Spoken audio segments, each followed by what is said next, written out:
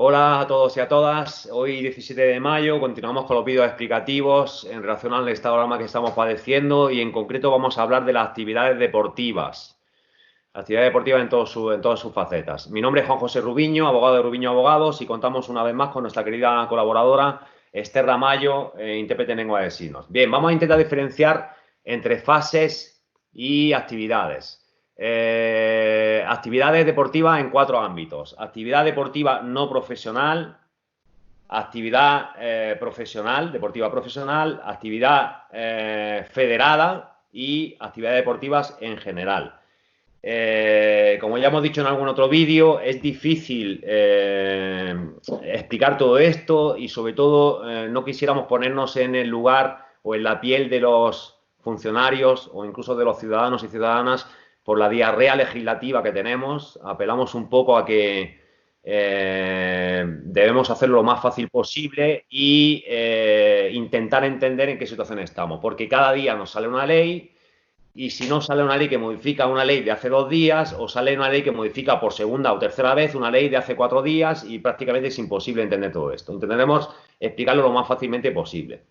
Desde el día 2 de mayo se permitió la actividad deportiva no profesional, actividad deportiva no profesional, y se permitió a las personas mayores de 14 años hacer este tipo de actividades de forma individual, al aire libre, y sobre todo en el ámbito del municipio, en el ámbito del municipio. Eso es para la fase 0, para la fase 0. Entendemos que esa misma práctica o posibilidad de practicar ese tipo de deporte se mantenía durante la fase 1, durante la fase 1. También en fase 0, a partir del 4 de mayo, se permitía la realización de algún tipo de actividades deportivas profesionales y de alto nivel y algún tipo de actividad deportiva federada. No vamos a explicar ahora esto porque no tiene ninguna trascendencia, no hay muchos territorios ya que estén en fase 0, pero sí que explicaremos o recordaremos lo que hay en fase 1, y a partir de mañana lo que hay en fase 2. Bien, fase 1, que es desde el pasado 11 de mayo, y para aquellos territorios que estén en fase 1. Recordamos, a los centros de alto rendimiento, se les permitió la apertura para deportistas de alto nivel, deportistas de alto rendimiento y aquellos que fueran reconocidos de interés nacional por el Consejo Superior de Deportes. Se permitía excepcionalmente un entrenador, en el caso de que resultara necesaria su presencia, y esa necesidad se debía acreditar expresamente, salvo personas con discapacidad o menores que sí se les permitía la asistencia de una persona que le acompañara. Se obligaba a utilizar el centro de alto rendimiento dentro de la provincia, del lugar de residencia del deportista, y si no hubiera, dentro de la comunidad autónoma, y si tampoco hubiera, la comunidad autónoma limítrofe, la más cercana. Y para ello se requería la emisión de un informe o un certificado por parte de la federación correspondiente. Los centros de alto rendimiento tenían que contar con una persona coordinadora para cumplir con la normativa en prevención y higiene, todas las medidas que ya conocemos, y se permitía la presencia de un técnico encargado por las federaciones en estos centros de alto rendimiento. En este tipo de centros se tenían que adoptar medidas de limpieza y desinfección expresamente, que no vamos a recordar ahora porque ya las explicamos, y los entrenamientos en cualquier caso se debían hacer de forma individual, así como sin contacto físico y respetando la distancia de seguridad, que recordamos que es de 2 metros. Se tenían que establecer turnos de horario de acceso y entrenamiento, y la limpieza exhaustiva de los espacios deportivos utilizados siempre después de cada uso, de manera que se permitía el entrenamiento por turnos máximos de 2 horas y media. En cualquiera de los casos no se podía superar el 30% del aforo. Hemos estado hablando hasta ahora de centros de alto rendimiento. Respecto de la fase 2, nada se dice de estos centros de alto rendimiento, nada se dice, porque se habla de comenzar las competiciones que ahora explicaremos. Seguimos, por lo tanto, con la fase 1. En las ligas profesionales se permitía el entrenamiento de tipo medio, básicamente ejercicio de tareas individualizadas, de carácter físico y técnico, así como entrenamientos tácticos no exhaustivos en pequeños grupos de deportistas hasta un máximo de 10, manteniendo distancias de prevención de 2 metros como norma general y evitando en todo caso el contacto físico, pudiendo utilizar las instalaciones que tuvieran a su disposición. Estamos hablando de ligas profesionales en fase 1. En caso de entrenamiento en régimen de concentración, se permitía y se permite también la apertura de la residencia, básicamente de los alojamientos de este tipo de deportistas, y la apertura de los servicios de restauración y cafeterías, que deben adoptar este tipo de servicios las medidas oportunas al respecto, que tampoco vamos a recordar porque ya las explicamos en su momento. Las tareas de entrenamiento se deberían hacer por turnos, evitando superar el 30% de la capacidad de la instalación, y las sesiones sí que podían contar con el personal técnico necesario, manteniendo, como siempre, las medidas generales de higiene y de prevención. Podían utilizarse los vestuarios respetando lo dispuesto en la normativa al respecto. No podían asistir los medios de comunicación y, como máximo, en las reuniones de técnica de trabajo se permitía hasta 10 participantes. Reuniones técnicas de trabajo que se refería, por ejemplo, a visionado de vídeos, charlas técnicas para revisar aspectos técnicos o tácticos deportivos del deporte en cuestión. El control médico era obligatorio y de forma posterior hacer un seguimiento, y las sesiones de entrenamiento no podían contar con personal auxiliar ni utilleros, reduciéndose al máximo el número de personas para utilizar las mínimas imprescindibles. No era conveniente compartir material, y si eso no fuera posible, porque era necesario compartir material, debería ser desinfectado tras cada uso. Bien, ¿qué pasa con la liga profesional en fase 2? En fase 2 ya se permite el entrenamiento total dirigido y las tareas, se permiten las tareas dirigidas a una fase previa de competición.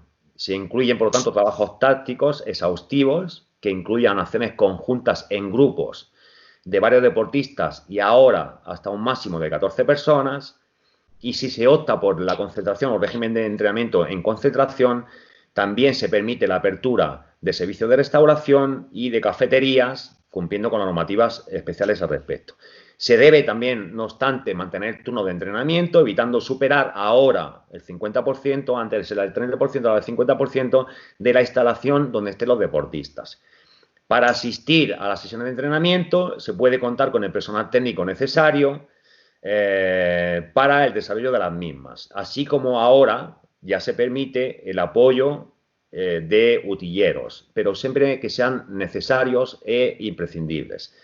Sí se pueden utilizar los vestuarios y se pueden realizar reuniones tácticas de trabajo con un máximo de hasta 15 participantes. Ahora son 15 participantes, incluyendo al técnico. Siempre se han de adoptar las medidas de seguridad y de distanciamiento. Pueden los árbitros acceder a las instalaciones para su específico entrenamiento, en el mismo régimen y las mismas condiciones que hemos explicado ahora, y no pueden se pueden asistir los medios de comunicación. Se debe realizar limpieza y desinfección periódica, que tampoco vamos a explicar porque son las mismas, y el material utilizado por los deportistas se debe limpiar y desinfectar tras cada uso, después de cada turno de entrenamiento y sobre todo siempre al finalizar la jornada. Para el uso de materiales y realización de actividades con carácter general no se pueden compartir, pero si eso tampoco fuera posible, como pasaba en la fase 1, tiene que ser desinfectado e higienizado después de cada uso. Ligas profesionales, se puede proceder a la renovación de la competición profesional, pero sin público y a puerta cerrada. Se permite, no obstante, la entrada de medios de comunicación para retransmitir la competición, y el número de personas que podrán acceder a los estadios y pabellones donde tenga lugar la competición profesional debe ser determinado en cada momento por el Consejo Superior de Deportes, antes del inicio de cada competición. Por lo tanto, esto lo deja al total arbitrio y decisión del Consejo Superior de Deportes. Una de las novedades que ha habido en la fase 2, que entra en vigor a partir de mañana, los territorios que hayan entrado en fase 2, es que respecto de las ligas no profesionales, pero sí federadas, y pongo el ejemplo de alguna competición de halterofilia, es decir, puede ser una liga no profesional, pero sí federada. Se pueden realizar entrenamientos de carácter básico dirigidos a estas actividades deportivas específicas de manera individual y cumpliendo siempre con las medidas de prevención y de higiene. El entrenamiento tiene que ser individualizado, puede ser desarrollado en los centros de entrenamiento, por lo tanto ya se permite las actividades federadas realizarlos en centros de entrenamiento que hasta ahora solamente se permitían al aire libre, y se pueden utilizar las instalaciones, como decimos, que tengan los clubes o entidades privadas de cualquier tipo. La ley nos recuerda una vez más que se tiene que mantener la distancia de seguridad interpersonal de al menos 2 metros, lavado de manos, uso de instalaciones debidamente higienizadas y desinfectadas con carácter previo, y todo esto se tiene que acreditar con el certificado correspondiente de la federación o con la licencia deportiva en vigor. Se decía en la fase 1, y ahora vamos a entrar en actividades deportivas de cualquier tipo, ya no profesionales, ya no federadas. En la fase 1 se permitía que se pudiera aperturar las instalaciones deportivas al aire libre, de manera que cualquier ciudadano, y ya no estamos hablando de deportistas de alto nivel, de alto rendimiento, profesionales, federados, árbitros, jueces o personal técnico, sino que esos y además cualquier ciudadano podían utilizar instalaciones deportivas al aire libre.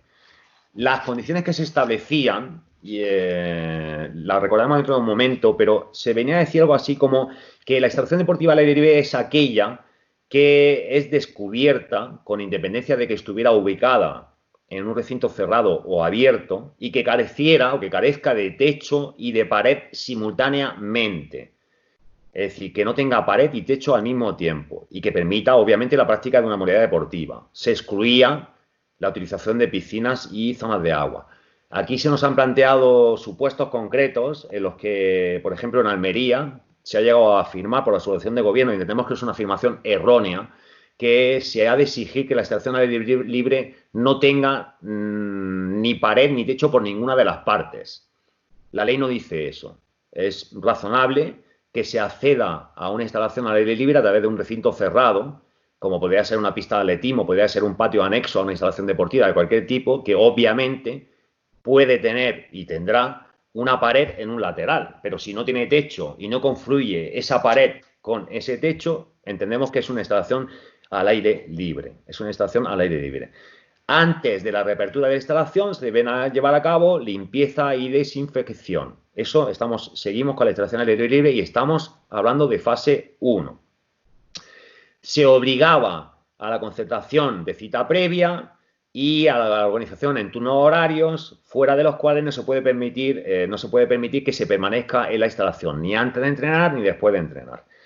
La práctica deportiva tenía que ser de forma individual, y si había algún tipo de deporte que requiriera, por su modalidad, de que fuera practicado con otra persona, como podría ser el tenis o la esgrima o algún tipo de actividad, sí se permitía como máximo de 2 personas, pero no se permite, por ejemplo, jugar a voleibol o jugar a balonmano o jugar a fútbol. Bien, y siempre se tiene que respetar el límite del 30% del aforo, y se tiene que habilitar un sistema de acceso a esa instalación deportiva al aire libre, de manera que no se produzcan aglomeraciones ni a la entrada ni a la salida. Con los deportistas podría haber un entrenador solamente en los casos de que fuera necesario, salvo que se hable de personas con discapacidad o menores, que a estos sí que podría acompañarle una persona que les asista. Eso respecto a la instalación deportiva al aire libre, que entendemos que la fase 2 queda de alguna manera más o menos igual. En la fase 1 se habló de centros deportivos en general también, y se decía que la instalación en centro deportivo de titularidad pública o privada, es decir, cualquier tipo de centro deportivo, pueden ofertar servicios deportivos dirigidos a la actividad deportiva de carácter individualizado y con cita previa. Eso era un entrenador por usuario o un usuario por entrenador y por turno. Eso en los centros deportivos cerrados, no al aire libre. Por lo tanto, primera distinción. En los centros deportivos al aire libre no se limita el número de usuarios, salvo al 30% del aforo y salvo al distanciamiento social de 2 metros entre usuarios. En los centros deportivos cerrados, en fase 1, sí se limita a un entrenador por usuario. También se limita, obviamente, al 30% del aforo y a la distancia de seguridad entre usuarios de 2 metros entre personas, entre usuarios y entrenadores también. En los centros deportivos cerrados no se permitía, ni se permite en fase 1, el uso de vestuarios ni de zonas de duchas. Sí que se permitía de forma totalmente extraordinaria y excepcional el uso de espacios auxiliares como podrían ser aseos, pero solamente para casos necesarios, y después de cada uso, que por cierto solamente podría ser usado por una única persona, salvo que tuviera necesidad esa persona por dependencia o cualquier otra circunstancia de la asistencia de tercera persona, después de cada uso debería procederse a la limpieza y desinfección en los referidos espacios expresamente. No se aplica aquí, en fase 1, la limitación de los 400 metros cuadrados que se aplica a otro tipo de actividades comerciales, como son comercios minoristas y servicios profesionales asimilados. Por lo tanto, la ley no prevé que se restrinja a espacios abiertos o cerrados en fase 1 de menos de 400 metros. Entendemos que cualquier tipo de centro deportivo abierto o cerrado cumpliendo con estos requisitos podría abrir en fase 1, cumpliendo con los requisitos de limitación del aforo, cumpliendo con los requisitos de distanciamiento social, cumpliendo con los requisitos de que si es un espacio cerrado es un usuario por entrenador. Bien, ¿qué pasa en fase 2? En fase 2 la norma nos vuelve a recordar, y creo que es importante volver a ponerlo encima de la mesa, que hay que adoptar ciertas medidas respecto de las actividades como esta, como la deportiva, como cualquier otra, pero vamos a hablar de las deportivas. Y dice la norma que respecto de los trabajadores del sector se ha de respetar, además de la normativa de prevención de riesgos laborales y la normativa laboral, el titular de la actividad económica, o en su caso el director del centro deportivo, tiene que adoptar las acciones necesarias para cumplir con las medidas de higiene y prevención en relación al COVID-19. Todos los trabajadores deben tener a su disposición de forma permanente en su lugar de trabajo agua y jabón, o geles hidroalcohólicos, o desinfectantes virucidas. Todo ello debidamente autorizados y registrados por el Ministerio de Sanidad. Cuando no pueda garantizarse entre trabajadores o entre trabajadores y usuarios la distancia interpersonal de 2 metros, los trabajadores tienen que disponer de equipos de protección adecuados a nivel de riesgo. Y todos los trabajadores tienen que estar formados e informados sobre el correcto uso de estos tipos de equipos de protección.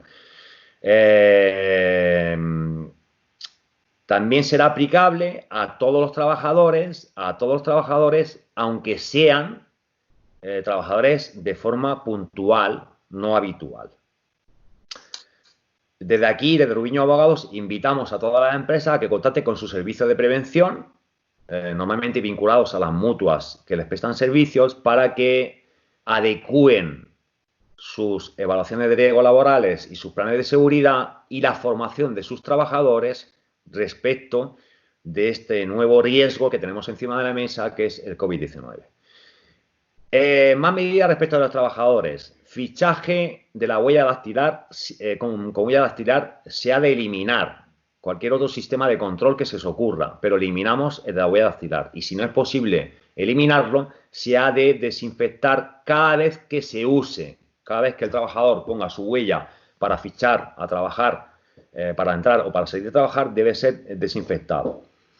Los puestos de trabajo los puestos de trabajo, la organización de los turnos y el resto de las condiciones de trabajo que haya en ese centro de trabajo, y aunque estamos hablando de centros deportivos y nos remitimos a los centros deportivos, nos remitimos a cualquier tipo de centro de trabajo, deben modificarse en la medida que sea necesaria para garantizar la distancia de seguridad de 2 metros entre trabajadores y usuarios o clientes. Respecto de vestuarios, taquillas y aseos de los trabajadores o cualquier otra de zona común, ahí también se tienen que adoptar las medidas de distanciamiento interpersonal. Si cualquier trabajador tiene síntomas compatibles con la enfermedad, debe contactar inmediatamente con el teléfono habilitado por la comunidad autónoma o con el centro de salud correspondiente y con el servicio de prevención de riesgos laborales de la empresa. Y fijaos en lo que dice la norma. La norma dice que de forma automática e inmediata se tiene que colocar una mascarilla, abandonar su puesto de trabajo, en todo caso, hasta que su situación médica sea valorada por un profesional sanitario. Medidas que se deben adoptar en todos los centros deportivos, de forma genérica, que volvemos a recordar. Estemos en la fase que estemos, fase 1 o fase 2. Hay que ajustar los horarios de manera que se evite a toda costa la concentración o masificación de personas usuarias, de trabajadoras o no, en los espacios de centro de trabajo durante las franjas horarias que sea posible o que sea previsible esa concentración. Es decir, si sabemos que en un centro deportivo la mayor afluencia se produce de 6 de la tarde a 9 de la noche, hay que modificar esos horarios, hay que establecer turnos, hay que hacer lo que sea para que esa masificación se evite a toda costa. Y cuando no haya posibilidades o expectativas de que se pueda respetar la distancia de seguridad, hay que adoptar las medidas oportunas para que eso se haga así, para que se adopten, para que se prevean, para que se respeten las medidas de seguridad en las entradas y salidas de los centros. No digo ya en el centro, sino incluso en la entrada y salida de los centros. Más medidas que tenemos que adoptar. El titular de la actividad económica, por lo tanto el titular del centro o el director del centro deportivo, son los responsables de adoptar las medidas de limpieza y desinfección adecuadas. Han de prestar debida atención o especial atención a la zona de uso común. La ley pone ejemplos: pomo de puertas, mesas, muebles, pasamanos, suelos, teléfonos, perchas, cualquier elemento similar características. Se me ocurre en los centros deportivos, obviamente, materiales, puertas de acceso, barandillas, pasillos, etcétera, etcétera. Hay que prestar especial atención a esos lugares, a esos materiales, obviamente en materia deportiva. Y las pautas que se deben seguir son utilizar desinfectantes con disolución de 1 a 50 de lejía. Es decir, por cada dosis de lejía, 50 de agua. Recién preparada esa disolución. No es de recibo utilizar una que preparamos el día anterior. O utilizar desinfectantes de cualquier actividad, con cualquier actividad virucida, que se encuentren en el mercado y que sean autorizados y registrados por el Ministerio de Sanidad. En la página del Ministerio de Sanidad aparece un listado que se va actualizando normalmente cada 2 o 3 días de los productos que sí podemos utilizar, Por lo tanto, no es necesario, aunque nada excluye que lo hagáis, utilizar máquinas de ozono, utilizar pantallas de aire con desinfectante, todo eso no es necesario. Nadie excluye que lo utilicéis, pero la ley solamente pide, y por lo tanto que utilicéis una máquina de ozono no excluye, no os protege, no cumplís debidamente si no habéis utilizado la disolución combinada de agua y lejía o de cualquier producto desinfectante con virucida autorizado por el Ministerio de Sanidad. Se dice además que tras cada limpieza los materiales empleados y los equipos de protección utilizados se desechen de forma segura, procediéndose posteriormente al lavado de manos. ¿Se exige que lo haga todo esto una empresa de limpieza que certifique? No, no se exige, lo puede hacer el titular de la actividad. De hecho, el titular de la actividad o el director del centro es el obligado a hacer eso, es el responsable de ello. Que si quiere utilizar una empresa de limpieza, no hay ningún problema, Pero el responsable no será la empresa de limpieza, será el titular de la actividad. La limpieza se debe extender, como ya hemos dicho, a la zona de los trabajadores, taquillas, aseos, vestuarios, cocinas, área de descanso, es decir, básicamente todo el centro deportivo. Y en el caso de que se utilicen uniformes o ropa de trabajo, se ha de proceder al lavado y desinfección de la ropa y vestuarios cada día, el lavado de máquina, no a mano, a 60 grados de temperatura. Se obliga, en cualquier caso, recordamos que estamos hablando tanto de fase 1 como de fase 2, porque la normativa establece lo mismo.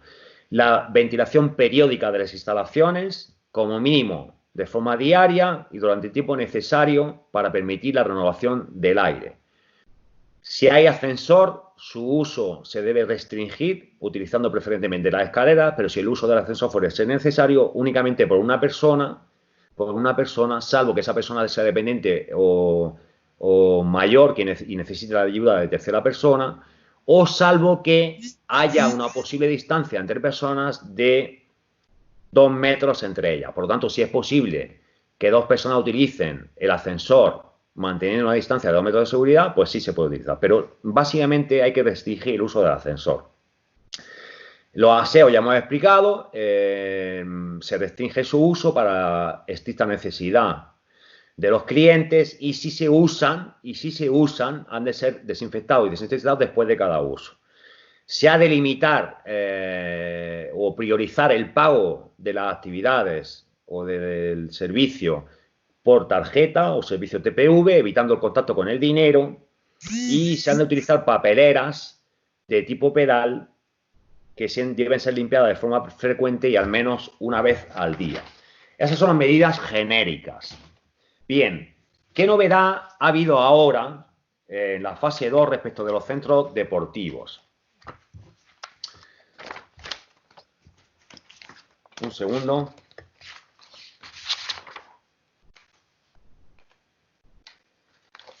No dice nada, como habíamos dicho antes, respecto de las instalaciones deportivas al aire libre. Pero sí que hay un artículo que habla de instalaciones deportivas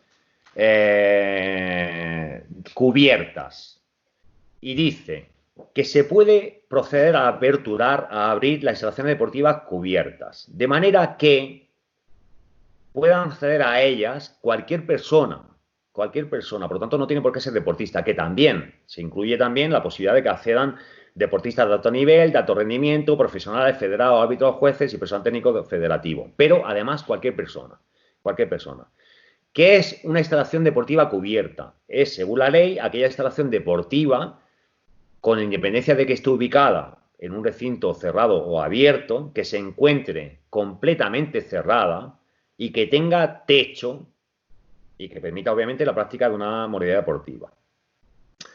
Por lo tanto, las instalaciones deportivas abiertas, y es una interpretación que ahora reforzamos desde Rubiño Abogados, son aquellas que no tienen de forma simultánea una pared y un techo. Que tenga una pared no significa que sea una instalación deportiva cerrada. Abierta es aquella que no tiene de forma simultánea una pared y un techo. Y cerrada es aquella que tiene de forma simultánea un techo y paredes. Bien, nos preguntan desde las redes sociales, permitidme un segundo que lo vea aquí, ¿qué se considera instalación deportiva? Que si un gimnasio, que si un centro deportivo, que si un dojo, las artes marciales, que si un box en el CrossFit. Bajo nuestro punto de vista, teniendo en cuenta, como hemos dicho en otros vídeos, que estamos en un estado de alarma que restringe derechos fundamentales y por lo tanto esa restricción hay que hacerlo de forma lo más amplia posible en términos de que lo que no está prohibido se permita. Y esa es una interpretación que nosotros entendemos que debe ser así, no solamente nosotros, sino cualquier jurista. No cualquier jurista, sino muchos juristas y algunas sentencias que han salido al respecto. Insistimos, lo que no está prohibido se permite. Bajo nuestro punto de vista, cualquier centro deportivo, un centro deportivo es cualquier sitio en el que se haga una actividad deportiva, aunque sea de carácter lúdico. Es decir, por lo tanto, encajamos aquí gimnasios, dojos, boxes en el CrossFit, cualquier cosa, aunque sea de forma lúdica. Nos preguntan también las medidas que se han de adoptar con clientes y trabajadores. Bueno, ya lo hemos referido antes y seguimos con lo que dice la norma. Se exige en fase 2 la cita previa por parte de los usuarios o clientes. Se han de organizar turnos horarios para ello, de manera que no se puede permanecer en la instalación ni antes ni después del entrenamiento. Y se puede permitir la práctica deportiva individual o aquellas prácticas deportivas que, por requerirlo esa actividad deportiva, requieran de otra persona, es como máximo de 2 personas. Eso sigue igual que antes. Estamos pensando en la esgrima, estamos pensando en el boxeo, estamos pensando, y ahora explicaremos lo del boxeo, estamos pensando en tenis o alguna cosa así. Como máximo 2 personas. ¿Qué se entiende por entrenamiento individual o entrenamiento colectivo? Bajo nuestro punto de vista, el entrenamiento individual es todo aquel que se haga de forma individual. No es necesario o no se restringe o no se puede prohibir que ese entrenamiento individual lo haga yo al mismo tiempo con varias personas. Es decir, la ley lo que está prohibiendo de alguna manera es el entrenamiento colectivo en el sentido de interactuar con otras personas, de tocar a otras personas, de compartir espacios. Es decir, balonmano, voleibol. En el voleibol, por ejemplo, es obligatorio tras cada jugada rotar en los espacios y ocupar posiciones diferentes. Eso no lo permite la ley. La ley lo que está regulando es que se haga el deporte de forma individual en un espacio más o menos restringido, manteniendo distancia de seguridad de 2 metros con los otros usuarios, y por lo tanto no terminamos de ver que haya ningún problema en actividades dirigidas o colectivas de clases. No terminamos de ver que haya ningún problema siempre y cuando esa actividad sea practicada de forma individual, sin compartir material, sin compartir espacios, manteniendo distancias. Aquí apelo a mis amigos y amigas de CrossFit o de artes marciales, no le veo ningún inconveniente. Estamos hablando de fase 2. Dice la norma que en cualquier caso se debe evitar o está prohibido el contacto físico, por lo tanto no cabe hacer artes marciales o deporte de contacto, por lo menos en esa modalidad. Sí que cabría respecto a entrenamientos de forma individualizada, separado de los otros usuarios, incluso de forma colectiva, pero con práctica individual, manteniendo, como decimos, la distancia de la medida de seguridad y protección, la distancia de seguridad de 2 metros, y se mantiene el aforo en fase 2 al 30%. El aforo al 30%. No se puede superar el 30% del centro deportivo de la instalación, tanto en lo relativo al acceso como durante la propia práctica. Es decir, en el acceso a la instalación no puede haber tampoco más de un 30% de aforo, y en la instalación obviamente tampoco. Para eso hay que habilitar, como decimos, turnos de entrenamientos, turnos de citas previas, sistemas de organización para entrar y salir y medidas de seguridad y protección para que todo eso pueda confluir. Dice la ley que los centros deportivos cerrados solamente puede acceder un entrenador en el caso de que resulte necesario. Aquí entramos en discusión de cuándo resulta un entrenador necesario. No le veo ningún inconveniente a que en modalidades de tipo artes marciales, modalidades de tipo CrossFit o Cross Training System o entrenamiento de alta intensidad haya un entrenador, porque la ley lo que dice es que resulte necesario. Circunstancia que se ha de acreditar debidamente. Bien, resulta más que obvio que los practicantes de artes marciales se tienen que acompañar de su entrenador, que es el maestro de las artes marciales, o que los practicantes de CrossFit se tienen que acompañar de su coach o entrenador, de manera que dirija esas actividades o entrenamientos que, aunque se practican con otras personas al mismo tiempo, se hacen de forma individual en mi espacio a 2 metros de distancia, sin compartir material, sin interactuar, sin saludar, sin hacer nada de eso. Por lo tanto, no le vemos ningún inconveniente. Si son personas con discapacidad, una vez más, o dependientes, sí que se pueden acompañar de las personas que les asistan. Y ahora, en fase 2, sí se permite el uso de los vestuarios, siempre y cuando se adopten las medidas de seguridad, higiene y desinfección que hemos hablado antes. En cada turno de entrenamiento se debe proceder a la limpieza de las zonas comunes, en cada turno, eso es importante, en cada turno, y sobre todo al material que se haya compartido, siempre que cuando ese material sea necesariamente compartido. Por lo tanto, insistimos, no se debe compartir material salvo que sea estrictamente necesario. Por ejemplo, en el tenis, que se permite, se comparte obviamente la pelota. Esa pelota debería ser desinfectada después de cada uso. Y al final de cada jornada se debe proceder a la limpieza de la instalación, reduciéndose de forma drástica el personal al mínimo número necesario para limpiar eso. Una vez más, por las preguntas que nos hacen, no es necesario que utilicemos empresas de limpieza y desinfección. Podemos hacerlo nosotros mismos siempre que lo hagamos conforme a la normativa nos exige. Preguntas que nos hacen. ¿El entrenamiento individual es 1 a 1 o puede un entrenador entrenar a varios atletas individualmente a la vez que adopta las medidas de distanciamiento? Ya lo hemos contestado, pero vamos a insistir en este dato. La ley no habla de entrenamiento individual en los términos de que solamente puede entrenar una persona. No. La ley habla de que el entrenamiento individual, en el bien entendido de que no es un entrenamiento colectivo, con interacción y compartiendo material o compartiendo espacios, como hemos puesto el ejemplo de antes del voleibol o de balonmano o de fútbol o alguna cosa así. Es decir, si hay entrenamiento individual en cuanto a espacio, material, ubicación, distanciamiento social con el otro usuario o con el entrenador o con el coach de 2 metros mínimo, medidas de prevención de higienización de material, higienización del lugar, después de cada turno, antes de cada turno, acceso y salida al centro deportivo respetando las distancias de seguridad, higienización de manos, etcétera, etcétera, no superando el 30% del aforo, contando con los entrenadores, no le vamos a poner ningún inconveniente a que se practique de forma grupal, no tenemos ningún inconveniente, siempre y cuando, insistimos, sea individualizado. ¿Se puede hacer entrenamientos al aire libre? Un entrenador con varios atletas o desde el centro deportivo salir a correr, por ejemplo. Bien, en fase 1, entendemos que no. En fase 1 entendemos que no.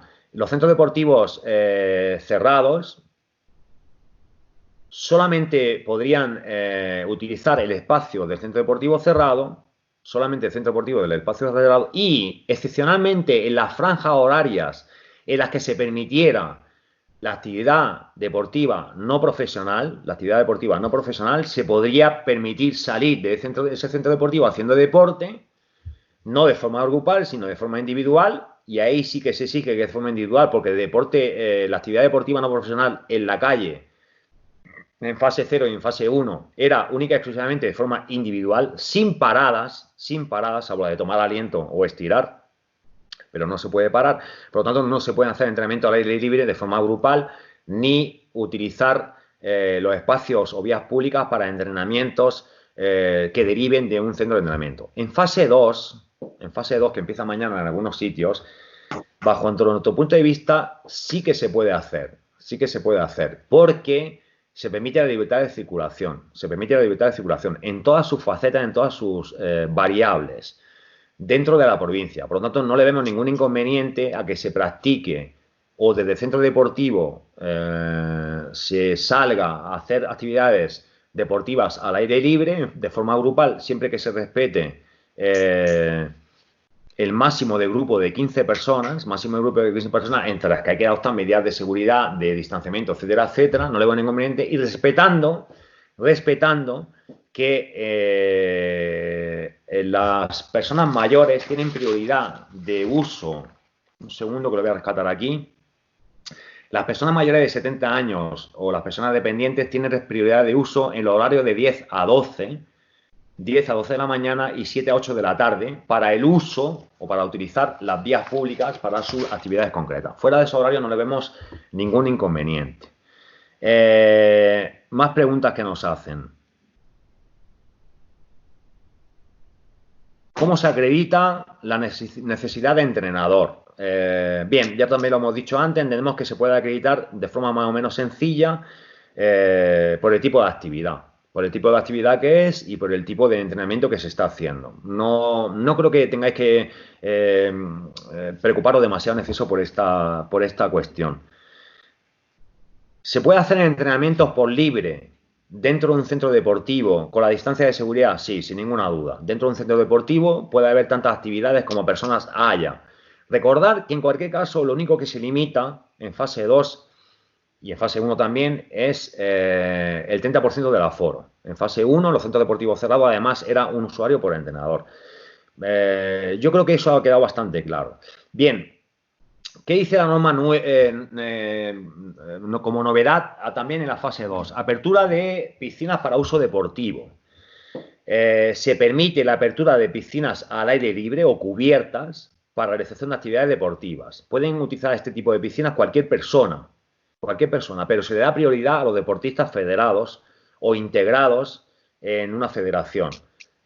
Obviamente siempre que lo acrediten con la debida licencia. Se ha de concertar con cita previa a estas piscinas al aire libre cubiertas, se han de establecer turnos horarios para ello. La práctica deportiva ha de ser de forma individual,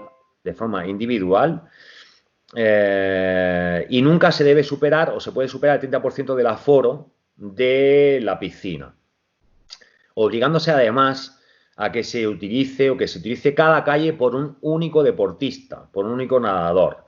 Solamente puede acceder a la instalación deportiva, piscina cubierta o al aire libre un entrenador en el caso de que resulte necesario, y también se ha de acreditar, excepto las personas discapacitadas y dependientes que sí pueden acompañarse de él quien le asista en esas actividades en que sí les resulta necesaria.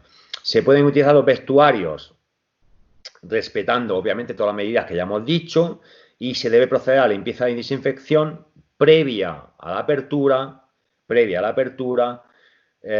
y con unos matices que ahora explicaremos. Y tanto de la playa de la piscina es el borde de la piscina, como las zonas comunes, en cada turno, desinfectar además en material compartido después de cada uso. Matices que hemos dicho que íbamos a explicar respecto de las piscinas.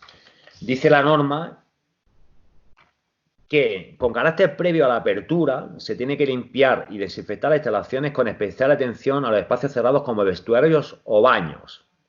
Asimismo, se deben limpiar y desinfectar los diferentes equipos y materiales como el vaso, corcheras, material auxiliar de clases, rejilla perimetral, botiquín, taquillas, cualquier otro material que tenga contacto con los usuarios y que forma parte de la instalación.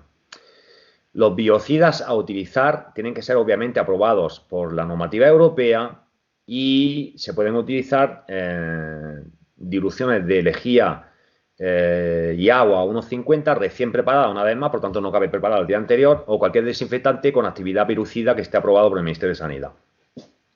Esto es sin perjuicio de las operaciones de depuración física y química del agua necesarias para obtener la calidad de agua en los vasos adecuada para la actividad de piscina de la que estamos hablando. Yo creo que con esto ha quedado todo claro. Si tuvierais alguna duda, como siempre, os invitamos a contactar con nosotros por las redes sociales.